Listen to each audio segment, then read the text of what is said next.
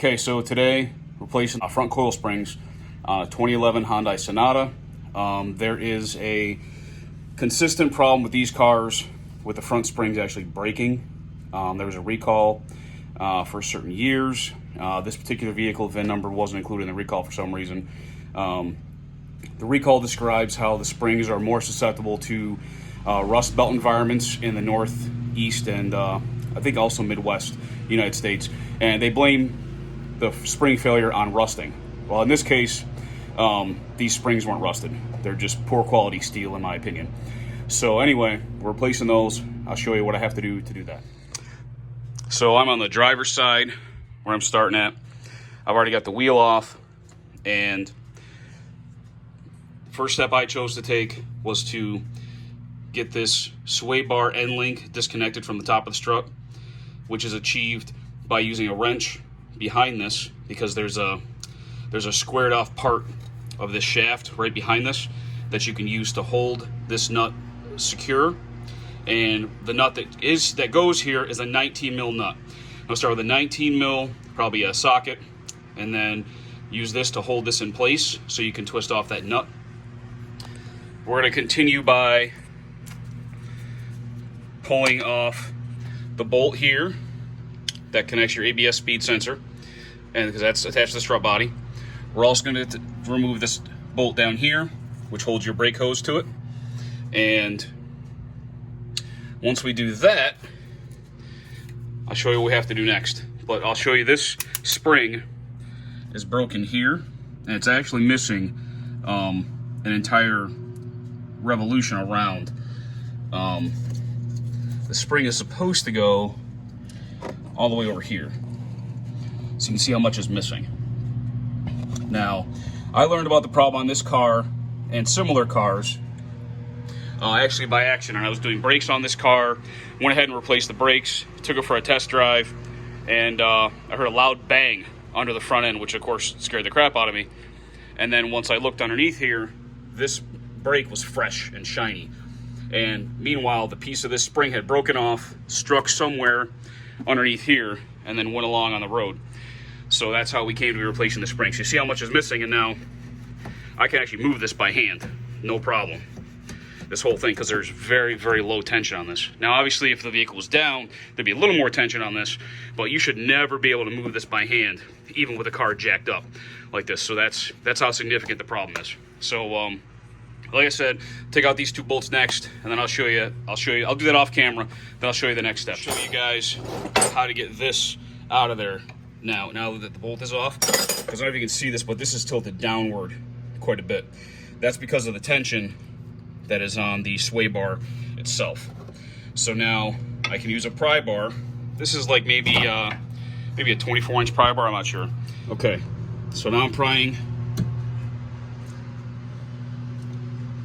I'm actually prying somewhat backwards in order to get that flat.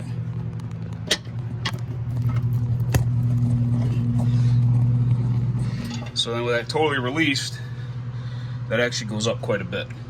So I may use a longer pry bar to bring that back down in, because I found that challenging. You can reduce this effect by having both sides of the car jacked up at once, or on jack stands. Okay, I got those two removed. Those are both 12 millimeter head bolts. Now I'm going to use a wrench, 17 mil on this side. I'm going to use the impact gun, the 19 millimeter on this side, and get these nuts and bolts out of the way. Now, as you work on this, you want to be careful that this strut doesn't drop and pierce your CV boot. That's happened to me before. It's very annoying. Right now, it won't drop very much because it's still bolted in at the top, but you want to watch for that as you go through this whole project. You don't want to destroy that boot just to try and fix your strut. So I'll zip those off, and we'll go to the next step. Now, with those bolts out. Okay, and this one's a little stuck still in the strut body. So I'm gonna just give that a little pry. It'll come out. Okay. So now you've got this knuckle.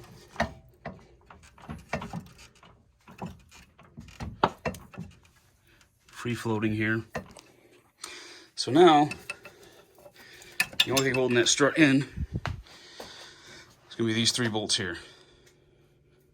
Okay? So I'll pull those out next. So what you'll have to do here is loosen, probably remove 2 of these, and then start the 3rd one.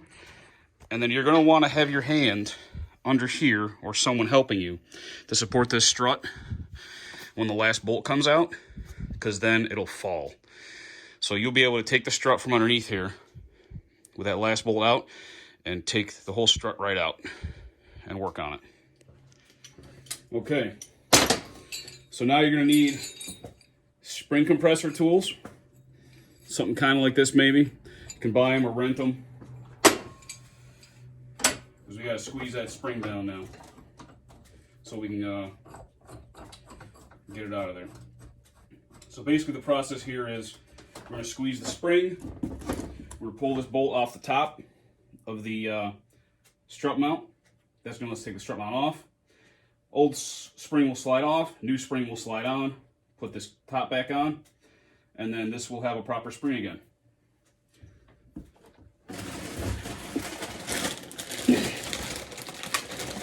This is a set of replacement springs from Hyundai.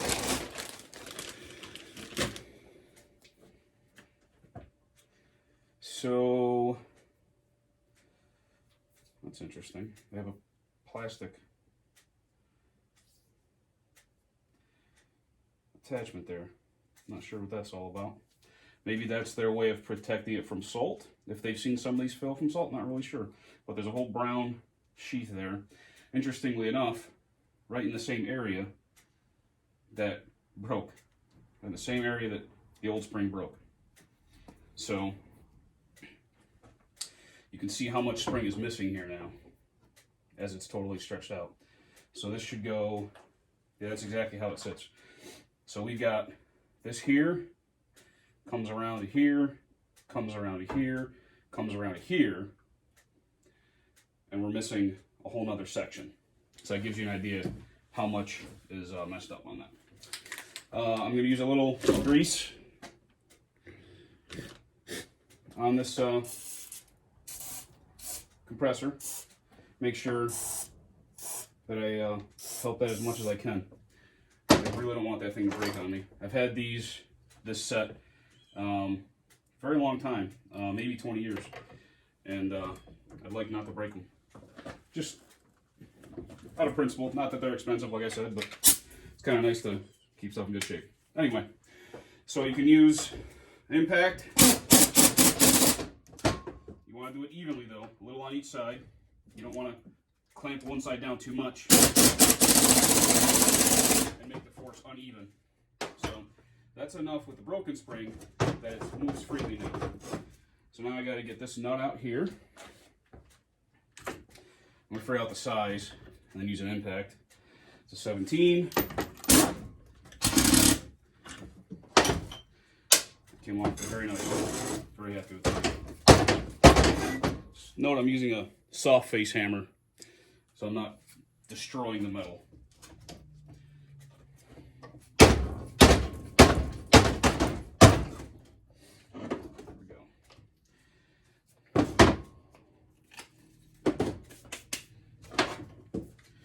Now I'll get the spring off.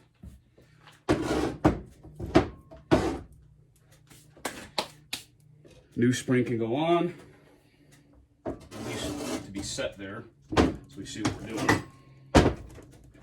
There's a metal tang here. Bottom of the spring is going to come down, hit that metal tang. That's where it stops. So now that I know that's going to sit properly, now I can get my spring compressors back once again. A little on each side. Make sure they don't get too unbalanced.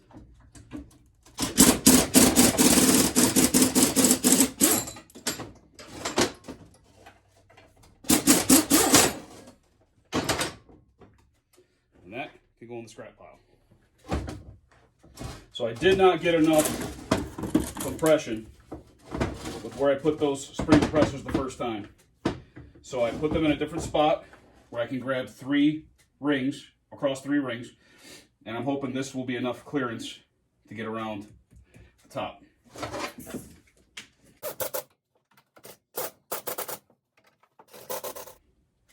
on there now. Again, I'm going to look for the marks where the top of the coil spring used to sit. Make sure that it sits there again. Same spot. Just like that. And I have to compress the spring a little further. So I'll do that now.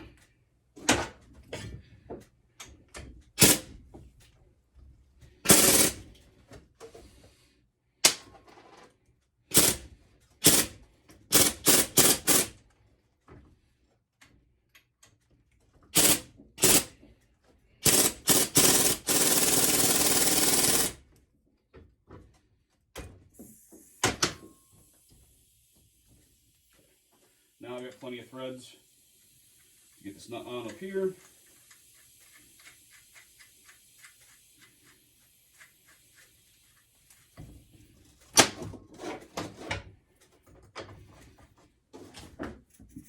Hit that with the 17 again.